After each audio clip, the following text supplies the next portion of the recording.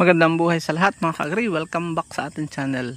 Shoutout sa bago at regular nating subscriber. Alam nyo ba na napakalaki ng kinikita ng, di man toong napakalaki, isa dyang hindi may tatangging malaki po ang kinikita sa usaping pamamakyaw ng pakwan. Hindi man po disclaimer, hindi man dalubhasa ang inyong lingkod sa pamamakyaw nito, ay nung ako'y magtanong ay natuklasan ang inyong lingkod na ito pala ay napakalaking pagkitaan. Ang nakausap ko po ay yung tagatinda pa lamang, hindi pa po yung mismong nagtatanim, hindi pa mismo yung namamakyaw mismo, Kaya po, at nakapanood din ako ng mga video ng mga nagtatanim nito, ay talaga palang maganda ang pagkitaan kung ayaw ng kanyang panahon, swerte, ikang kapalaran, at maganda ang iyong proseso.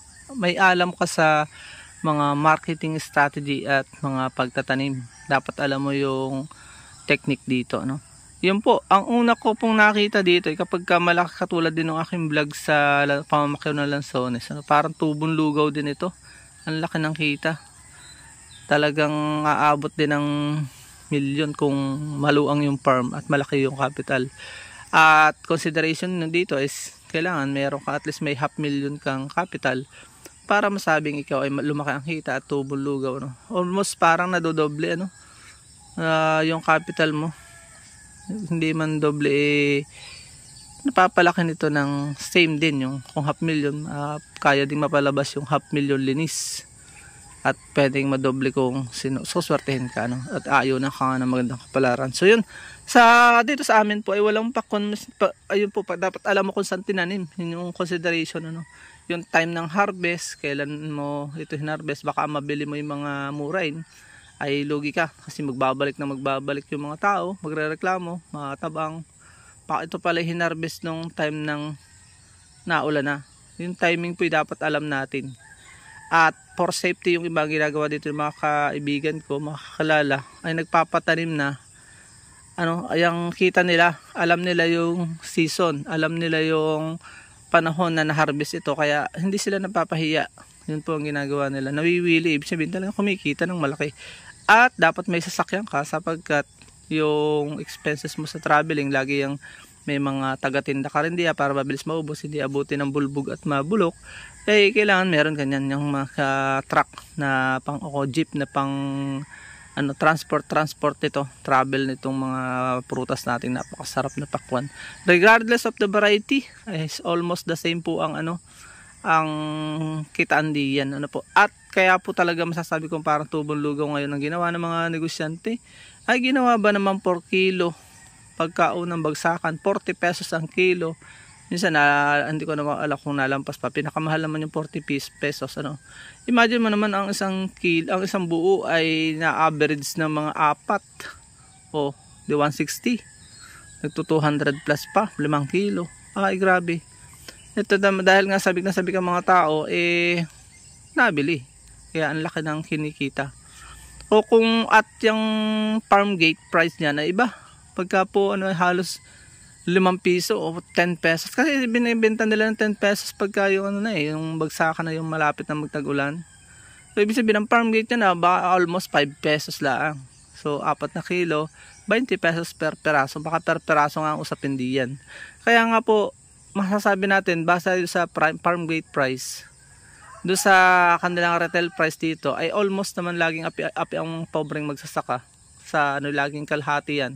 Sa lansones ang basihan ay 20, ang retail price ay 60. Imagine niyo po laki nun. So hindi na pwedeng magsasala yung hula ko dito. I-comment nyo below kung ako ay nagkakamali na mga nasa 5 pesos lang per kilo yan sa farm gate, nga yung wholesale price doon sa mismong farm. Kaya kung gusto yung iba, kaya gustong tumubo ng lugaw, ng malaki, yan naman sabik talaga ang negosyante. Yan naman talagang habol natin kung tayo negosyo. Sila na nagpapatanim. So yun, pag-usapan natin lahat yung mga pagkikitaan na nakita ko talaga na napakalaki. At yun nga, sa katotohanan lagi api itong pobreng magsasaka, habang itong mayayaman ay padikwa-dikwatro lang sa bahay at labas lang ng pera. At siyempre yung iba malimit naman sa mayayaman ay naghihirap din ng araw. Kaya nung natutunan yung law of business, principle of business, ay nag-aani din naman sila. So hindi rin naman natin masisi sila, no? At kaya nga ang aking encouragement, kung tayo ay farmer, mga ka-agree natin, mag-aral na rin tayo magnegosyo para hindi na tayo inaapi ng mga kapitalista.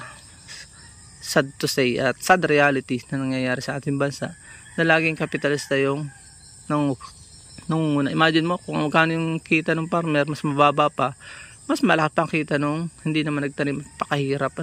Yun po, nakakalungkot man, ay kailangan ko i-discuss sa inyo na may kita po dito. So yun po, i-consider nyo rin yung mga tauhan nyo, yung mga ahente. May mga ahente rin yan kayo. Pagka baka lokohan din po, katulad din yan sa Lanzones, baka ibigay sa inyo yung mga mura and papakyawin na, lugi po kayo. Kung consider nyo rin po yung mga tao nyo na magagaling mag-handle, merong hagis lang ng hagis, nabubulbog, lugi po kayo din, mabubulok po, hindi yung tatagal ng ilang buwan, At usually, sa sorting, dapat magagaling sa sorting yung inyong tauhan, dahil para mahiwalay talaga yung price. Nasa sa inyo po yan, mas malaki po talaga tubo sa per kilo. Pero kung nakukonsensya naman kayo, tubong lugaw, per peraso po yun. Nakukuha naman sa maganda usapan ng lahat. Nagsimula talaga yun sa per peraso, 50 pesos nga lang, pinakamahal yan dati. 80 pesos yung jumbo, Pero ngayon, 200 plus ang, grabe yung ginawa ng mga negosyante. Kawawa talaga ang mga consumer at mga magsasaka. So, yun lang masasabi ko po na pwede natin subukan. Hindi ko nga lang malinyahan na palinya po tayo sa information business, itong pagbablog. Nagsishare lang po tayo ng ating nalalaman. At by the way, sorry naman sa mga yung mga taong mainipin, daldal daw ng daldal. Gusto ko lang po pinawa ang aming pong business sa mga vlogger ay pagsasalita. No talk, no money. Kaya less talk ay less money. Kaya hindi naman natin natuturo naman tayong wag pasyadong pahabain dahil nga merong naiinip. At para po doon sa mga naiinip, pasintabi po, tabing galang, ay meron po akong ginawang mga video, walang salita, at 5 seconds lang, yun po yun. Meron pang nagreklamong isa lang naman sa 3,000, nasa 2,000 plus video, isa lang yung nagreklamo, ba yan? Sayang daw ang oras, 5 seconds. So wala nang kasuutan ng tao, Nagbibigay po tayo ng wisdom, nalulungkot din lang yung lingkod na sa pagbibigay natin ng wisdom, mas gusto pa ng tao yung mga walang kwenta. Tapos ko-comment doon, uubusin ng oras sa pagbibigay ng comment. So sana magbago ang ating bansa at magtuon sa mga bagay na pagkikitaan at ikaw unlad ng pamumuhay. By the way, bago tapong tapos, nais ko pong ipakilala sa mundo, sa Madlang Philippines, sa mga kababayan natin na nais mag-venture sa pagnenegosyo ng negosyo rin po kasi itong pag-vlog. Kung gustong kumita, madagdagan ng extra income sa pag-vlog. Ako po ay 4 years nang nakita sa YouTube at 5 years nang nasa YouTube. Mahigit 5 years na, magsi 6 years na. At hindi ko naman sinasabi napakalaki ang kita ko. Pero yung aking karanasan po, dagdag income din, mission, etc. Lahat nandito na. Career, nandito na rin po sa YouTube. At gusto nyo dagdagan ng inyong income, bilhin nyo po yung aking ebook. Nandiyan po lang kung lahat ng karanasan ibinabahagi ko po sa halagang 40 pesos lang. Hindi po bawal na magdagdag ng presyo sapagkat ang unang buyer ko po niyan, hindi ko naman pinagyayabang, ay 2019 na ibinayad. So gayon pala yun, pag maliit ang iyo binibenta, lalong natutuwa ang tao. Dahil ito po ay batay sa pagtingin nila sa nilalaman ng libro, yung magagawa nito sa kanilang buhay at yung kalagayan nila sa buhay. Kung nakaluluag talaga, meron talagang natutuwa, nagdadagdag ng bayad. Merong bumili po sa akin nito 500 dito lang sa Pilipinas. Si Sir Rodel yung unang 2019 and natin channel. Tangkilikin nyo po yan, supportahan nyo kung kayo magbablog at sabihin nyo lang na from Brother Eric kayo, talagang hindi tayo mapapahiya. At yan ay napaka-supportive. Si Sir Rodel, ang kaibigan na natin sa kababayan natin na nasa Canada. So, yung meron din naman mga bumili na ilan, meron 40 pesos, meron din hindi nagbayad, pero mas maganda po yung mas blessed kayo kung kayo magbabayad. Yun lang po. At ito pong isa pang kaibigan ko, si Anak Magsasaka. Yan, bumili din sa atin yan ng libro at nakikinabang sila ngayon. Lumalago kahit pa paano, nadadagdagan ng kanilang subscriber through that ebook. Yun lang po. Maraming salamat.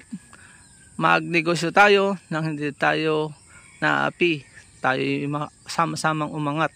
Sabi nga ay ating mga anak ay turuan natin magnegosyo, hindi lang mag-employo, sapagkat wala naman talagang pagyaman sa employment. Yun yung mga ang mga empleyadong yumaman ay yung mga nagnegosyo. Yun po aking goal dito, maging magnegosyante ang mga Filipino. Maraming salamat.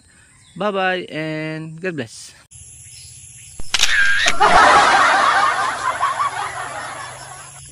At dyan po nagtatapos ang ating munting vlog. Kung kayo po ay mahilig sa ganitong klaseng mga upload, at bago lang po kayo sa aming channel, huwag nyo pong kalimutang mag-subscribe. I-hit nyo na rin po yung notification bell para updated po kayo sa aming upcoming videos. Maraming salamat, bye-bye, and God bless.